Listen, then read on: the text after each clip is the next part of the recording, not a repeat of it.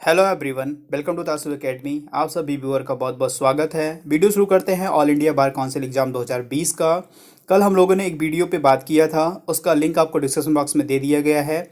उसके सारे important date के बारे में, कब फॉर्म ओपन होगा, कब उसका एडमिट कार्ड आएगा और किस डेट को एग्ज़ाम है, तो वो वीडियो आप लोग ज़रूर देखिएगा। और अगर आप चैनल पर नए हैं तो चैनल को सब्सक्राइब ज़रूर करिएगा, बेल आइकन दबाना ना भूलिएगा। वीडियो को लाइक करिएगा, अपने दोस्तों के साथ शेयर करिएगा और कमेंट करके बताइएगा वीडियो आपको कैसा लगा। चलिए शुरू करते हैं वीडियो। इस वीडियो में हम लोग देखेंगे कि फॉर्म को कैसे भरें। फॉर्म भरने की पूरे प्रोसेस हम लोग को बताएंगे कि कैसे कैसे आपको कहाँ किस वेबसाइट को ओपन करना है और कैसे आपको फॉर्म फिल करना है, किन किन डॉक्यूमेंट को आपको लेकर बैठना है, कैसे आपको अप्लाई करना है, कैसे आपको भरना है फॉर्म को। तो सारी डिटेल आपको मिलेगी।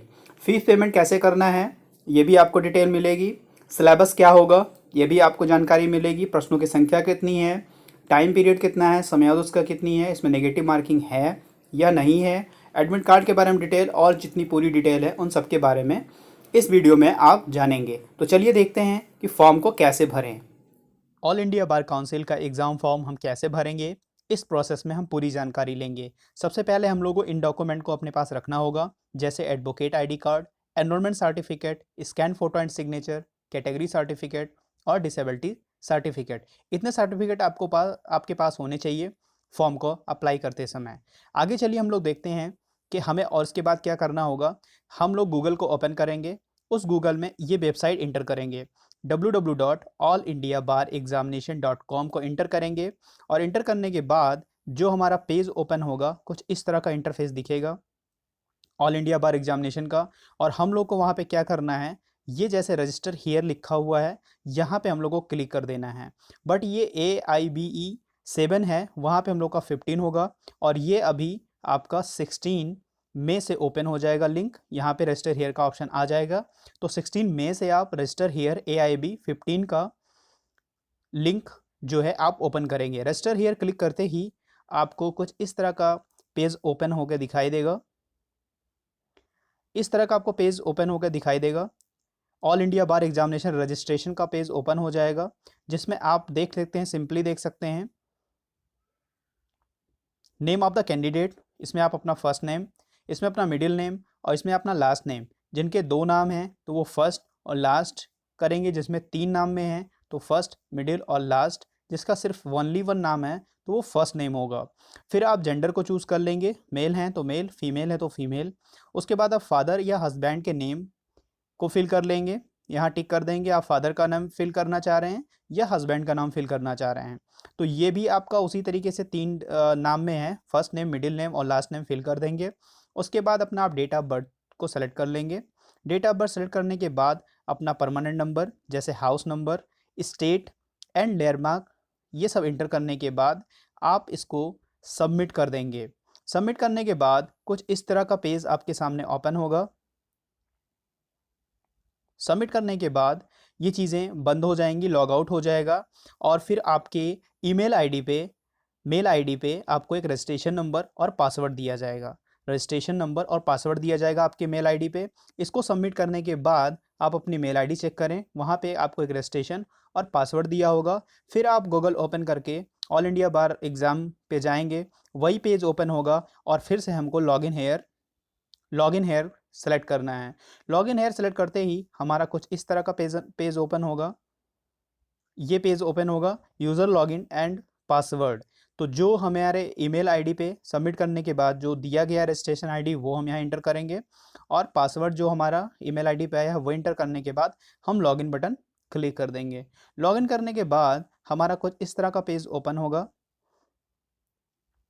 जिसमें हमने जो चीज़ें भरी हैं वो सारी डिटेल यहाँ पे आ जाएगी, जैसे कैंडिडेट के नेम, फादर के name, date of birth, gender, enrolment number, address, ठीक है, फ़ोटो और सिग्नेचर। वहाँ पे सारी चीज़ें आपको फर्स्ट स्टेप वेरिफिकेशन में लगा देनी है। तो ये सारी चीज़ें आप चेक कर लें कि आपने ठीक से फॉर्म को भरा है या कोई इसमें त्रुटि रह गई है, तो उसे आप फिर से फॉर्म को अप्लाई कर सकते हैं। इतना करने के बाद फिर आप यहाँ पे एक ऑप्शन आपको देखने को मिल रहा है, प्रिंट चालान। आप प्रिंट चालान करेंगे। चालान प्रिंट करने का ऑप्शन चूज करने पे आपको इस तरह के 3 चालान आपके सामने आ जाएंगे, क्योंकि इसका पेमेंट सिर्फ ऑफलाइन मोड में ही है, ऑनलाइन मोड में पेमेंट नहीं है। तो ये चालान ओपन होगा, एक कॉपी बैंक की होगी, एक कॉपी कैंडिडेट की होगी, एक copy copy bar council of India की होगी। ये हम 24 घंटे के अंदर जनरेट करने के बाद बैंक में इसे जमा कर देंगे, और जमा करने के बाद हमें एक चालान स्टूडेंट कॉपी का मिलेगा, जिसमें journal, OBC, SC, general OBC और ईडब्ल्यूएस की जो फीस है वो 3560 है, यानी 3560 रुपये है, और एससी और एसटी की 2560 रुपये है। एससी एसटी की जो फीस है 2560 है, और जनरल ओबीसी की 3560 है।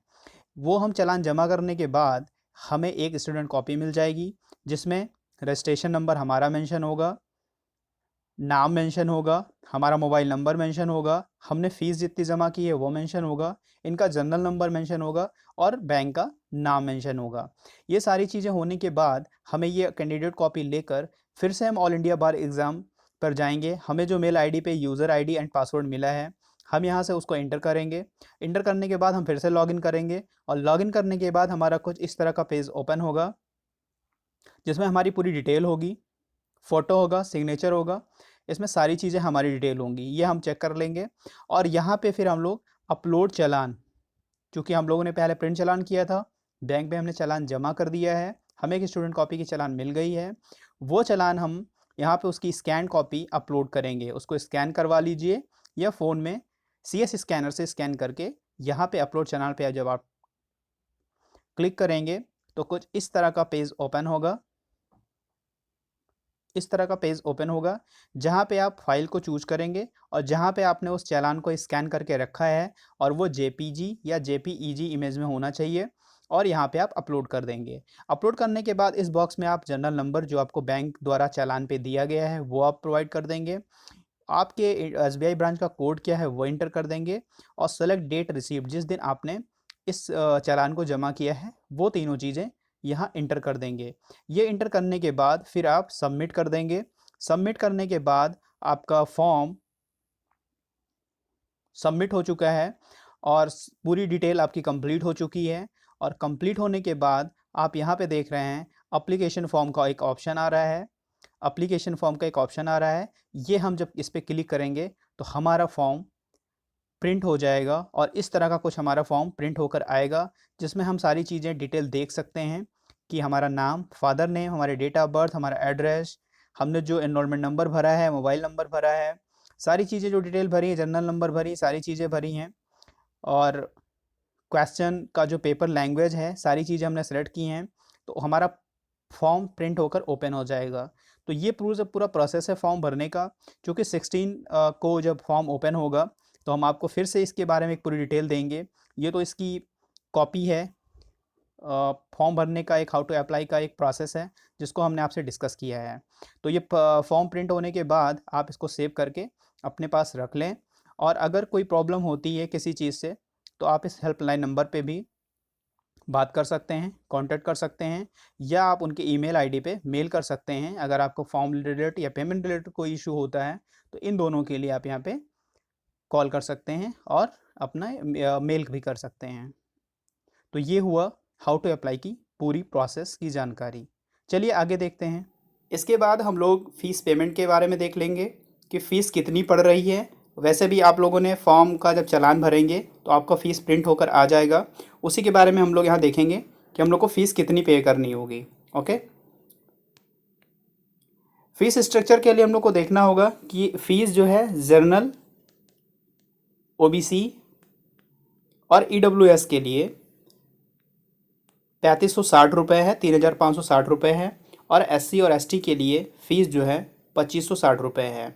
तो ये फ़ीस आपकी पड़ेगी जनरल और ओबीसी और ईडब्ल्यूएस के लिए ये, और 2560 रुपये एससी और एसटी के लिए ये फ़ीस स्ट्रक्चर है जो आपको पे करना होगा। चलिए अब आगे देखते हैं हम लोग सिलेबस।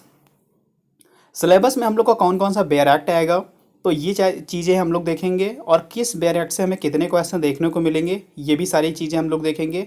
काफ़ी इंपॉर्टेंट है, तो ये ज़रूर आप नोट कर लीजिएगा अपने कॉपी पे कि किस एक्ट से, किस बेयर एक्ट से हमें कितने क्वेश्चन देखने को मिलेंगे।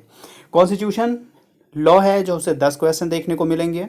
आईपीसी इंडियन पैनल कोड है, उससे 8 क्वेश्चन देखने को मिलेंगे। सीआरपीसी यानी क्रिमिनल प्रोसीजर कोड है, उससे 10 क्वेश्चन देखने को मिलेंगे। CPC code of civil procedure है, उससे 10 क्वेश्चन देखने को मिलेंगे। एविडेंस से 8 question. Alternative dispute redresser including arbitration act से 4 क्वेश्चन देखने को मिलेंगे। फैमिली लॉ से हमें 8 क्वेश्चन देखने को मिलेंगे। वैसे हर बार ये फिक्स नहीं होता है, क्वेश्चन घटते बढ़ते रहते हैं, किन्हीं एक्ट से ज़्यादा हो जाते हैं, किसी एक्ट से कम हो जाते हैं, बट कुछ अप्रॉक्स इसी तरीके से आपको 2 4 1 क्वेश्चन देखने को हर एक्ट से मिलते हैं। पीआईएल से यानी पब्लिक इंटरेस्ट लिटिगेशन से 4 क्वेश्चन। एडमिनिस्ट्रेशन लॉ से 3 question. Professional ethics and cases of professional misconduct under BCI rule से 4 क्वेश्चन। कंपनी लॉ से 2 क्वेश्चन। इन्वायरमेंटल लॉ से 2 क्वेश्चन। साइबर लॉ से 2 question. Labour plus industrial law से 4 question. Law of tort including motor vehicles accident act से 5 question देखने को मिलते हैं। उसके बाद जो लॉ रिलेटेड ऑफ टैक्सेशन है उनसे भी 4 क्वेश्चन हैं। Law of contract, specific relief, property law, special contract, NI, ये सब एक्ट से भी 4 क्वेश्चन मिला के, क्योंकि ये सारे एक्ट से 1 क्वेश्चन, 2 क्वेश्चन, ऐसे मिला के 8 क्वेश्चन। लैंड एक्विजिशन एक्ट से 2 क्वेश्चन। इंटेलेक्चुअल प्रॉपर्टी एक्ट से, प्रॉपर्टी लॉ से भी 2 क्वेश्चन देखने को मिलते हैं। एडवोकेट एक्ट जो है ये ज़रूर आप लोग परचेज कर लीजिएगा। एडवोकेट एक्ट से 2-3 क्वेश्चन हमेशा देखने को मिलता है, चूँकि इसमें नहीं दिया गया है तो मैं आपको अलग से बता दे रहा हूँ कि एडवोकेट एक्ट से 2-3 क्वेश्चन हमेशा देखने को मिले हैं। तो टोटल प्रश्नों की संख्या हो गई 100। तो इतने एक्ट तो मिनिमम आपके पास होने चाहिए, और आपका नोट्स हो तो वो भी सो गुड है। तो ये 100 टोटल क्वेश्चन होंगे। आगे देखते हैं कि नंबर ऑफ क्वेश्चन कितने होंगे। 100 क्वेश्चन का एक पेपर होगा आपका पूरे 100 प्रश्न होंगे। इन सारे बेयर एक्टों से होंगे, किसी से 1 होगा, किसी से 2 होगा, किसी से 8 होगा, किसी से 10 होगा, बट होंगे सारे बेयर एक्ट से। जो इनका टाइम पीरियड दिया जाएगा 3 घंटे। 3 घंटे के लिए 100 क्वेश्चन सफिशियंट है, बहुत मोर देन टाइम होता है आपके पास, क्योंकि बहुत टफ क्वेश्चन नहीं आते हैं, थोड़ा टेक्निकली होता है, आपको छाटना होता है, सीधे सीधे सेक्शन बेस्ड होते हैं, कुछ उसके बेयर एक्ट की लैंग्वेज से क्वेश्चन होते हैं। तो इस तरह का क्वेश्चन होता है। इस वीडियो के बाद हम आपको जो एग्ज़ाम पेपर है वो सॉल्व करा देंगे, जिससे आपको एक आइडिया लगेगा कि कैसे पैटर्न पे क्वेश्चन आते हैं। तो 100 क्वेश्चन होंगे, 3 घंटे का हमें टाइम मिलेगा, और नेगेटिव मार्किंग नहीं होगी, नो नेगेटिव मार्किंग। आगे देखते हैं कि एडमिट कार्ड हमारा 16 अगस्त को, एडमिट कार्ड हमारा 16 अगस्त को नहीं 9 अगस्त को आएगा, और 16 अगस्त को हमारा एग्ज़ाम होगा। 9 अगस्त को एडमिट कार्ड हम लोग डाउनलोड कर पाएंगे, और 16 अगस्त को हमारा एग्ज़ाम होगा, अगर ये कोविड-19 का कुछ केस आगे नहीं बढ़ा तो। सबसे पहली चीज़ ध्यान दीजिएगा, आप जितने भी बेयर एक्ट आपके पास हैं वो बिल्कुल ले लीजिएगा। बाकी जितने हमने आपको बताए हैं वो परचेज़ कर लीजिएगा, क्योंकि अगर आप ये गलती करेंगे तो आप पहले अटेम्प्ट में क्वालिफाई नहीं कर पाएंगे, क्योंकि ये ओपन बुक एग्ज़ाम है और आपको अपने बेयर एक्ट और नोट्स ले जाने हैं, मोबाइल फ़ोन, कैलकुलेटर इत्यादि नहीं ले जाना है। तो ओपन बुक एग्ज़ाम में आपको अपना बेयर एक्ट, बुक और नोट्स सारे आप ले जाएंगे, जिससे आप एक अच्छे से क्वेश्चन नंबर आप उसमें प्रिपेयर कर सकते हैं। केवल इसका रिजल्ट पास आता है, चाहे आप 100 में 80 नंबर लेके आएँ और चाहे आप 100 में 40 नंबर लेके आएँ। 40 नंबर पास होता है, आप 35 भी पाएंगे तो भी पास हो जाएंगे, बट 40 नंबर आपका मिनिमम आ जाता है, क्योंकि निगेटिव मार्किंग है नहीं। तो केवल आपके रिजल्ट पे पास आएगा, कोई ग्रेडिंग नहीं होती है, ऐसा कुछ नहीं होता है। तो ये सारी चीज़ें हैं, बट एक चीज़ आप ये ध्यान रखिएगा कि ये ओपन बुक एग्ज़ाम है, इसलिए अपने सारे बेयर एक्ट, अपनी सारी बुक, अपने सारे नोट्स ले जाना मत भूलिएगा, और कोई किताब मत ले जाइएगा, क्योंकि काफ़ी कन्फ्यूजन होती है, फिर उससे क्वेश्चन नहीं मिलते हैं। तो ये रही सारी डिटेल आपकी, और ये आपके लिए मोर इम्पॉर्टेंट है, काफ़ी अच्छी नॉलेज है जो आपके लिए फ़ायदेमंद भी है। तो प्लीज़ फ्रेंड, चैनल को सब्सक्राइब ज़रूर करिएगा, बेल आइकन दबाना ना भूलिएगा। मिलता है नेक्स्ट वीडियो में। God bless you to all, thank you for watching.